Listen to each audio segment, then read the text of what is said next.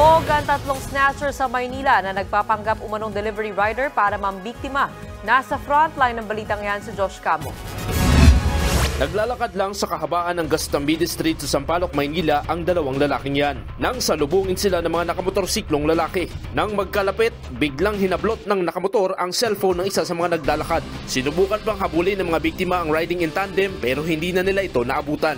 Nahagip pa sa isa pang anggulo ng CCTV ang pagtakas ng mga kawatan. Ang isa sa mga salarin, naka-uniforme pa at nagpanggap na nagtatrabaho sa isang food delivery app. Sa isa pang kuha ng CCTV sa Galicia Street naman, isang babae ang nabiktima ng riding in tandem. Sa pool din sa kuhang ito ang pagtakas ng kawatan. Nakasuot din ng uniforme ng food delivery app ang isa sa mga suspect. Ayon sa mga pulis, nahuli ang mga sangkot sa pagnanakaw sa isinagawa nilang oplansita.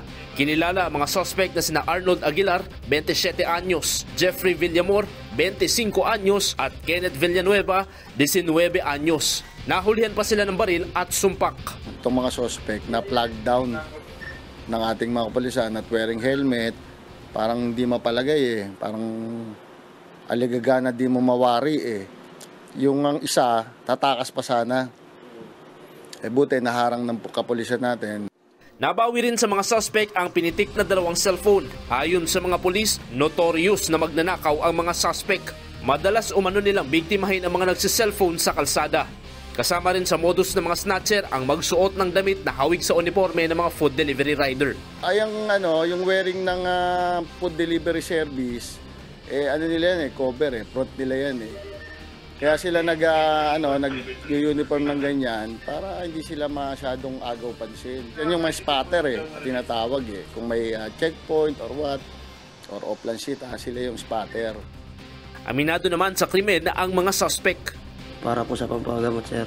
Pampagamot lang? Sa SIS po. Sino may SIS? Diyanan ko po. Ano sabi niya ngayon? Dito ka. Hindi niya rin po kasi alam yung lakad ko. Nag-iikot lang po kami. Tapos tuturo niya po sa akin yung daan. Yun po, pinapadigit niya lang po sa akin. Tapos siya na po bahala. Umamin din silang hindi sila tunay na delivery rider. Himas rehas na ang tatlo na nakaharap sa patong-patong na reklamo dahil sa pagnanakaw, pagmamaneho ng walang lisensya at illegal possession of firearms. Nagbabalita mula sa Frontline, Josh Camo, News 5.